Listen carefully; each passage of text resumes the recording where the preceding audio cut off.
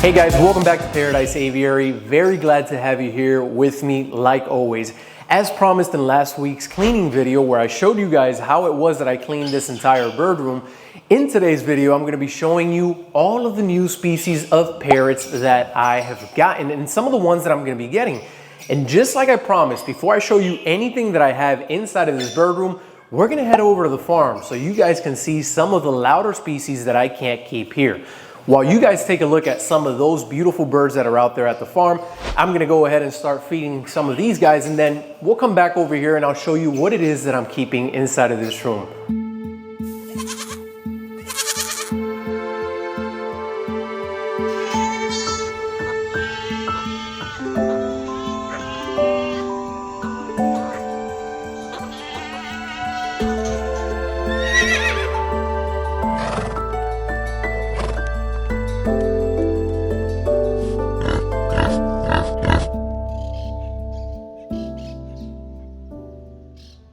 Welcome to the farm, guys. This is where I'm going to be keeping the majority of the louder species of parrots, or parrots that I can't keep in the bird room.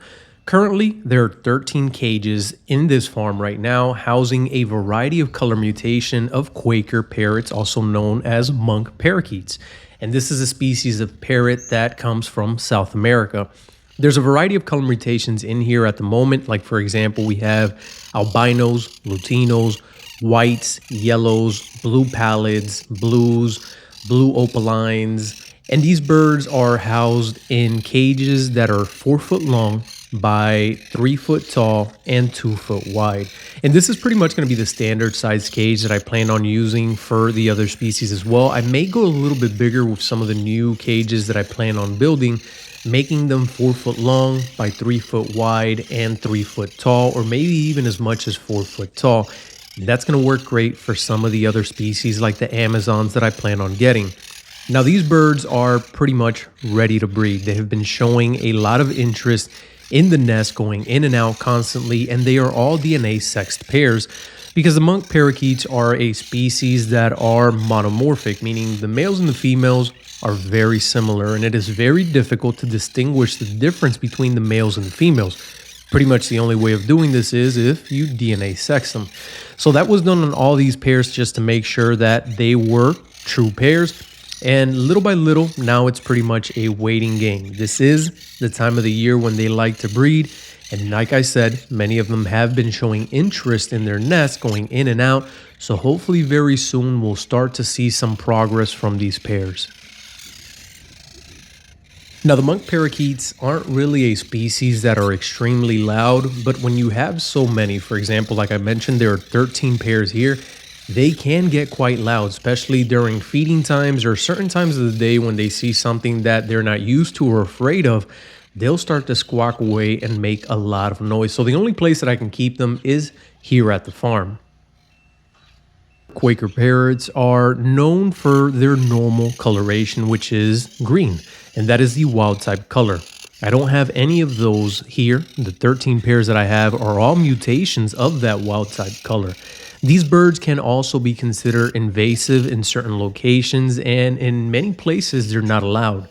Luckily here in Florida, they are still a legal species to keep, own, and breed, but you do have to be careful because these birds, if they are able to get out of their cage, if they do escape for some reason, they can become a pest for the wild population of bird species within the area. And it has happened multiple times over and over again in different parts of the world. And even here in South Florida, where many of them have escaped, and there are wild populations of these parakeets throughout South Florida. All right, guys, so that's going to be it for the tour here at the farm with the parrots. Eventually, as time progresses, I'll end up getting more pairs and bringing some of those bigger species out here, and I'll show you guys what those are. But for now, let's head back to the bird room and let's take a look at some of the ones that I have there. We all have that one species of bird that captivated our attention when we first got into this hobby. And for me, in the parrot world, it was the hooded parrots. The hooded parrots is endemic to Australia, and this species of parrots is just simply gorgeous. The males have a beautiful color once they come into age. Now, these that you see here in front of you are very young birds. They're around 1 year old. or maybe even a little bit less than a year old. They won't get their full coloration until they're 18 months old to 2 years old. And then by then, the males will get that noticeable black color on the head, turquoise body, and yellow on the wings. And this is a species that is not easy to breed at all. The breeder that I got them from, I got to talking to him a little bit, and he explained that this was a species of parrots that did give a bit of trouble. But as many of you guys know, I like trouble. This is something that encourages me. I don't like the easier to breed species. I like that bit of a challenge. And hopefully these birds offer that challenge to me. Another species that doesn't fall behind are the plumhead parakeets. These birds are just gorgeous. The males are beautiful with their plum colored heads, and the females, as you can see in front of you, don't have the same color as the males, but they are still very gorgeous. Here in front of you, you can see a Lutino female and a normal female. Now for the plumheads, I have 4 pairs. Unfortunately, 3 of the other pairs have still not arrived. Here in front of us, we have 2 females. I'm waiting for 2 males to get shipped and 2 other pairs to get shipped as well. So once those come, I'll eventually show more of them, and hopefully you can see what the males look like then. I'll show you guys a little small picture here as a pop-up so you can get a general idea. The males are usually the beautiful ones, or the ones that have the most color, but the females are also gorgeous in their own way. Moving on to the next species is the Rosellas. Now I couldn't just say no to these birds. They're beautiful as well. They have so many colors, and to a certain point, they remind me of the Gouldians. They have a variety of different colors, splashes of red, splashes of yellow, green, blue, and they're just beautiful. So I had to get 2 pairs of Rosellas. As you can see here in front of us, we have a beautiful pair of Eastern Rosellas, and these are the normals. And the second pair is a beautiful pair of opalines, also known as fiery or fiery Rosellas. And this is just a color mutation of the Eastern Rosellas, where they develop more of a red coloration to their body. And last but certainly not least, we have the Cacarikis, and these are what I consider the clowns of the aviaries. They are the crackheads of the aviary. They spend all day just running back and forth on their cage, running on the floor, on the sides of the wall, on the top of the roof of the cage.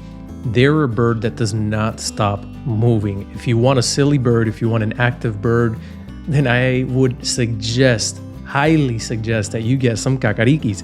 Now I have 2 pairs of these. As you can see here in front, I have a yellow male and this beautiful little blue female. And I'm trying to pair these 2 up, but the female is still quite young, so I put them on cages that are next to each other, and the male spends all day courting her, and this is just a way of getting them to get used to each other so they don't have any issues once I do end up pairing them up.